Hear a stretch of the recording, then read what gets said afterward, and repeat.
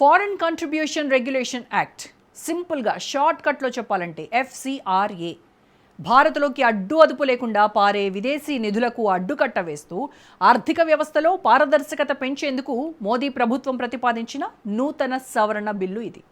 ఈ బిల్లుపై పార్లమెంటులో ఆశించిన స్థాయిలో చర్చ జరుగుతుందో లేదో కానీ అమెరికాలో మాత్రం చాలానే చర్చ జరుగుతోంది. ఆ దేశ లీడర్లు వరుసగా FRCAను లక్ష్యం చేసుకుంటున్నారు. ట్రంప్ టీంలో కీలక ఎంపీ రైలీ మూర్ FCRA సవరణ బిల్లును క్రిస్టియన్లపై దాడిగా అభివర్ణించాడు. అక్కడితో ఆగలేదు. ఈ బిల్లు ఇండియా అమెరికా ద్వైపాక్షిక సంబంధాలపై ప్రభావం చూపిస్తుందంటూ బెదిరింపులకు దిగాడు. ఈ వ్యాఖ్యలే ఇప్పుడు తీవ్ర చర్చకు దారితీస్తున్నాయి. ఇంతకు విదేశీ విరాళాల నియంత్రణ చట్టంపై అమెరికా ఎందుకు ఇంతగా గగ్గోలు పెడుతోంది? FCRA సవరణ బిల్లు క్రిస్టియన్లపై దాడిగా రైలీ మూర్ ఎందుకు ఆరోపిస్తున్నాడు? ఈ వివాదంపై మోదీ సర్కార్ ఇస్తున్న క్లియర్ కట్ క్లారిటీ ఏంటి? Let's watch. FCRA సవరణ బిల్లును వాషింగ్టన్ టార్గెట్ చేస్తోందా? విదేశీ విరాళాల నియంత్రణ చట్టంపై ఆందోళన దేనికి? భారత్పై బెదిరింపులకు దిగేంతగా ఆ బిల్లులో ఏముంది? రిపబ్లికన్ ఎంపీ రైలీ మూర్ చేసిన ట్వీట్ ఇది. ఈ ట్వీట్లో చివరి 2 లైన్లను చదివితే అతడు భారత్పై ఏ రేంజ్లో బెదిరింపులకు దిగుతున్నాడో అర్థమైపోతుంది. ఏకంగా భారత్ అమెరికా ద్వైపాక్షిక సంబంధాలు దెబ్బతింటాయని పరోక్షంగా వార్నింగ్ ఇస్తున్నాడు. దీనంతటికీ కారణం కేంద్ర సర్కార్ చేస్తున్న ఒక చట్ట సవరణ, అదే FCRA. ఇతడే కాదు, అమెరికా కాంగ్రెస్ సభ్యుడు క్రిస్ స్మిత్ కూడా గతంలో విదేశాంగ మంత్రి మార్కో రూబియోకు లేఖ రాస్తూ భారత్లో ఈ బిల్లును అడ్డుకునేలా పనిచేయాలని అన్నాడు. అమెరికా డెమోక్రటిక్ నేతలు కూడా మోదీ సర్కార్ తీసుకొస్తున్న FCRA బిల్లును వ్యతిరేకిస్తున్నారు. అమెరికాకు చెందిన రిలీజియస్ ఫ్రీడమ్ ఇన్స్టిట్యూట్ కూడా ఈ బిల్లును వ్యతిరేకించాలని భారత్లోని ప్రతిపక్షాలకు పిలుపునిచ్చింది. ఈ బిల్లు ఆమోదమైతే విదేశీ విరాళాలు స్వీకరించే మతపరమైన స్వచ్ఛంద సంస్థలపై తీవ్ర ప్రభావం పడుతుందని పేర్కొంది. ఆ సంస్థ అధ్యక్షుడు డేవిడ్ ట్రింబల్ అమెరికాలోని క్రైస్తవులు కూడా దీనిపై తమ స్వరం వినిపించాలని పిలుపునిచ్చాడు. కానీ ప్రపంచంలోనే అతిపెద్ద ప్రజాస్వామ్య దేశం తన అంతర్గత భద్రతను, ఆర్థిక పారదర్శకతను కాపాడుకునేందుకు స్వతంత్రంగా చట్టాలను సవరిస్తుంటే వాషింగ్టన్ వర్గాల్లో ఎందుకు ఉలికిపాటు వ్యక్తమవుతోంది? అసలు కథ ఇక్కడే ఉంది. కేంద్ర హోంమంత్రిత్వ శాఖ వెల్లడించిన గణాంకాలను ఒక్కసారి పరిశీలిస్తే విస్తుపోయే నిజాలు వెలుగులోకి వస్తాయి. కేవలం 2019 నుండి 2022 మధ్య 3 ఏళ్ల స్వల్ప వ్యవధిలోనే ఏకంగా 55,741 కోట్లకు పైగా విదేశీ నిధులు ఇండియాలోని వివిధ స్వచ్ఛంద సంస్థల ఖాతాల్లోకి వచ్చి పడ్డాయి.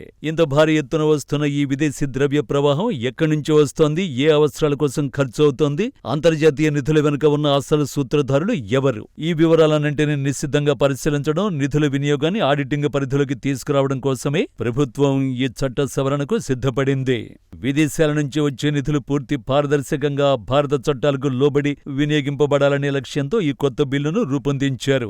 ఏదైనా సంస్థకు FCRA రిజిస్ట్రేషన్ రద్దయినా, దాన్ని వెనక్కి తీసుకున్న, గడువు ముగిసిన విదేశీ నిధులతో సమకూర్చుకున్న ఆస్తులను తాత్కాలికంగా స్వాధీనం చేసుకునేందుకు ఒక ప్రత్యేక అధికారిని నియమిస్తారు. గతంలో అధికారులు చర్యలు తీసుకునేలోపే సదరు సంస్థలు తమ ఆస్తులను వేరే వారికి బదిలీ చేయడం, విక్రయించడం వంటివి చేసేవి. తాజా సవరణ బిల్లు ఆ లొసుగులకు పూర్తిగా చెక్ పెడుతుంది.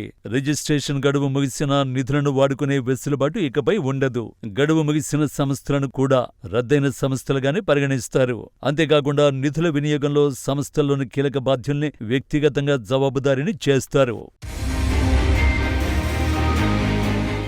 నిజానికి అమెరికా ఎంపీ రైలీ ఆరోపిస్తున్నట్టుగా ఈ FCRA సవరణ బిల్లు చర్చిలను గాని, ఇతర మత సంస్థలను గాని బలవంతంగా స్వాధీనం చేసుకోవడం కోసం ఉద్దేశించింది ఎంతమాత్రం కాదు. ఏ స్వచ్ఛంద సంస్థ అయినా సరైన అనుమతులు లేకపోతే, FCRA నిబంధనల్ని తీవ్రంగా ఉల్లంఘిస్తే, లేదా సర్టిఫికెట్ గడువు ముగిసినా పునరుద్ధరించుకోకపోతే ఆ సంస్థకు చెందిన విదేశీ నిధులు, ఆ నిధులతో సమకూర్చుకున్న ఆస్తులు దుర్వినియోగం కాకుండా చూడ్డానికి మాత్రమే ఒక నిర్దేశిత అధికారిని ప్రభుత్వం నియమిస్తుంది. మరింత స్పష్టంగా చెప్పాలంటే, ఆయా సంస్థలకు చెందిన ఆస్తుల్లో ప్రార్థనా మందిరాలు లేదా ఆరాధనా స్థలాలు ఉంటే వాటి మతపరమైన స్వభావానికి, విశిష్టతకు ఎలాంటి విఘాతం కలగకుండా కాపాడాలని ఈ బిల్లు నిబంధనలో స్పష్టంగా పొందుపరిచారు. వాస్తవాలు ఇలా ఉంటే చట్టంలోని మూల సూత్రాలను పక్కన పెట్టి మతపరమైన దాడి అని రంగు పూయడం వెనుక అమెరికా దుర్బుద్ధి స్పష్టంగా కనిపిస్తోంది. భారత్లో నడుస్తున్న అనేక నాన్ గవర్నమెంటల్ ఆర్గనైజేషన్లు సామాజిక సేవ, విద్య, వైద్యం పేరిట విదేశాల నుంచి 100 కోట్లు సేకరిస్తున్నమాట వాస్తవం. అయితే అందులో కొన్ని సంస్థలు ఈ నిధులను దేశీయంగా అసమ్మతిని రగల్చడానికి, కీలక జాతీయ అభివృద్ధి ప్రాజెక్టుల్ని అడ్డుకోవడానికి, మౌలిక వసతుల కల్పనపై నిరసనలు రేకెత్తించడానికి, మత మార్పిళ్లను ప్రోత్సహించడానికి ఉపయోగిస్తున్నాయనే ఆరోపణలు తీవ్రంగా ఉన్నాయి. ఇప్పుడు కేంద్ర ప్రభుత్వం తీసుకువస్తున్న FCRA సవరణల వల్ల ప్రతి రూపాయి లెక్కలు పారదర్శకంగా మారుతాయి. ప్రతి విదేశీ లావాదేవీ ఆడిటింగ్ పరిధిలోకి వస్తుంది. దీంతో పాశ్చాత్య శక్తులు ఇన్నాళ్లు రహస్యంగా నడిపిన నిధుల నెట్వర్క్, వారి ఏజెంట్ల అసలు రంగు భయపడుతుందనే భయమే అమెరికా ప్రతినిధుల నోట ఈ బెదిరింపు వ్యాఖ్యలకు కారణమవుతోంది. సాధారణంగా ఏదైనా చట్టాన్ని కఠినతరం చేస్తున్నప్పుడు శిక్షల తీవ్రతని పెంచడం చూస్తుంటాం. కానీ ఈ FCRA సవరణ బిల్లులో భారత ప్రభుత్వం ఎంతో సమతుల్యమైన దృక్పథాన్ని ప్రదర్శించింది. నిబంధనల ఉల్లంఘనకు సంబంధించి గతంలో ఉన్న 5 సంవత్సరాల గరిష్ఠ జైలు శిక్షను ఏకంగా 1 సంవత్సరానికి తగ్గిస్తూ సవరణ ప్రతిపాదించారు. సాంకేతిక లోపాలు లేదా చిన్నపాటి పొరపాట్లు జరిగితే తీవ్రమైన శిక్షలు ఉండకూడదని, సుపరిపాలనకు ప్రాధాన్యతనివ్వాలనే ఉద్దేశంతోనే ఈ నిర్ణయం తీసుకున్నారు. నిబంధనల్ని పాటిస్తూ దేశ ప్రయోజనాల కోసం నిజాయితీగా పనిచేసే ప్రతి స్వచ్ఛంద సంస్థకు ఈ చట్టం పూర్తి రక్షణ కల్పిస్తుంది. కేవలం చట్టాన్ని అతిక్రమించి అక్రమాలకు పాల్పడే సంస్థలకే ఈ ప్రతిపాదనలు సింహస్వప్నంగా మారనున్నాయి. ఇలా భారత పార్లమెంటు మన రాజ్యాంగ పరిధిలో ఒక సవరణ బిల్లుపై చర్చించి ఆమోదించాలనుకుంటే అమెరికా నాయకులు ద్వైపాక్షిక సంబంధాలు దెబ్బతింటాయని బెదిరింపులకు దిగడం ఎంతవరకు సమంజసం? భారత్ తన అంతర్గత భద్రతను, చట్ట నిబంధనలను ఎవరి ఒత్తిళ్లకో లేదా విదేశీ లబ్ధిదారుల కోసమో పణంగా పెట్టదు. భారత్ ఒక స్వతంత్ర, సార్వభౌమ ప్రజాస్వామ్య దేశం. మన పార్లమెంటు తీసుకునే నిర్ణయాలు మన ప్రజల క్షేమానికి, జాతీయ భద్రతకు ప్రాధాన్యతనిస్తాయి తప్ప వాషింగ్టన్ వర్గాల రాజకీయ అవసరాల కోసం మారవు. విదేశీ ప్రతినిధులు భారత్కు నీతులు చెప్పే ప్రయత్నాన్ని స్వయం ప్రతిపత్తి కలిగిన నవ ఇండియా ఎట్టి పరిస్థితులను సహించదు. కేంద్ర హోంమంత్రిత్వ శాఖ FCRA పోర్టల్లోని అధికారిక డేటాను ఇంకాస్త లోతుగా పరిశీలిస్తే వ్యవస్థలో ప్రక్షాళన ఎంత అవసరమో అర్థమైపోతుంది.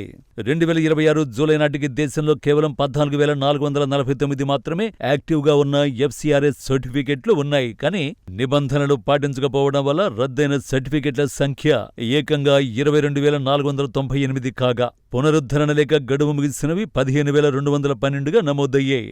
యాక్టివ్గా ఉన్న సంస్థల కంటే రద్దయిన, గడువు ముగిసిన సంస్థల సంఖ్య రెట్టింపు ఉండడం దేనికి సంకేతం? ఎన్నాళ్ళు విదేశీ నిధుల లెక్కల్లో ఏ స్థాయిలో పారదర్శకత లోపించిందో, నిధుల వినియోగంలో ఎంతటి విచ్చలవిడితనం సాగిందో ఈ సంఖ్యలే నిలువెత్తు సాక్ష్యం. ఇటువంటి లోపభూయిష్టమైన వ్యవస్థను ప్రక్షాళన చేయడం బాధ్యతాయుతమైన ప్రభుత్వ ప్రథమ కర్తవ్యం కాదా? క్రీస్తు శకం మొదటి శతాబ్దంలోనే, అంటే క్రీస్తు పునరుద్ధానం జరిగిన కొన్ని దశాబ్దాలకే సెయింట్ థామస్ కేరళలోని మలబార్ తీరానికి వచ్చినప్పటి నుండి భారత్ క్రైస్తవ మతానికి, సంస్కృతికి ఎంతో గౌరవప్రదమైన స్థానాన్ని ఇచ్చింది. శతాబ్దాలుగా ఇండియాలో సర్వమత సమభావం, వివిధ సంస్కృతుల సహజీవనం విలసిల్లుతోంది. అటువంటి సుదీర్ఘ చరిత్ర, లౌకిక సాంప్రదాయం ఉన్న భారత్పై ఇవాళ పాశ్చాత్య నాయకులు మతపరమైన దాడి జరుగుతోందని బురద జల్లడం వాటి ద్వంద్వ వైఖరికి అద్దం పడుతోంది. కేవలం స్వార్థ రాజకీయ లబ్ధి కోసం అంతర్జాతీయ వేదికలపై భారత్ ఎదుగుదలను దెబ్బతీసేందుకు పన్నుతున్న వ్యూహాత్మక కుట్రలో భాగమే ఈ రకమైన అసత్య ప్రచారాలు. అభివృద్ధి చెందుతున్న దేశాలను తమ అదుపులో ఉంచుకోవడానికి, ఆయా దేశాల అంతర్గత విధానాలను ప్రభావితం చేయడానికి సాఫ్ట్ పవర్, NGO ఫండింగ్ అనేవి పాశ్చాత్య దేశాలకు చాలా కాలంగా శక్తివంతమైన ఆయుధాలుగా ఉపయోగపడుతున్నాయి. గ్లోబల్ సౌత్ లీడర్గా, ఆర్థికంగా, వ్యూహాత్మకంగా భారత్ ప్రపంచ వేదికపై బలమైన శక్తిగా అవతరిస్తున్న ఈ తరుణంలో ఇటువంటి పారదర్శకత కలిగిన చట్టాలు వారి ప్రభావానికి గొడ్డలి పెట్టుగా మారాయి. విదేశీ నిధుల లొసుగులను ఆధారంగా చేసుకుని భారత అభివృద్ధి వేగాన్ని మందగించేలా చేయడానికి, సామాజిక అస్థిరతను సృష్టించడానికి కొన్ని శక్తులు ప్రయత్నిస్తున్నాయి. ఆ కుట్రలన్నింటికీ స్వస్తి చెప్పేందుకే భారత్ FCRA చట్టాన్ని మరింత పటిష్టం చేస్తోంది. ఏ విదేశీ శక్తి బెదిరింపులకు లేదా దౌత్యపరమైన ఒత్తిళ్లకు లొంగే ప్రసక్తే లేదని భారత్ తన విదేశాంగ విధానాల ద్వారా ఇప్పటికే ప్రపంచానికి స్పష్టమైన సంకేతాలు ఇచ్చింది. ఇకపైన అదే చేస్తుంది.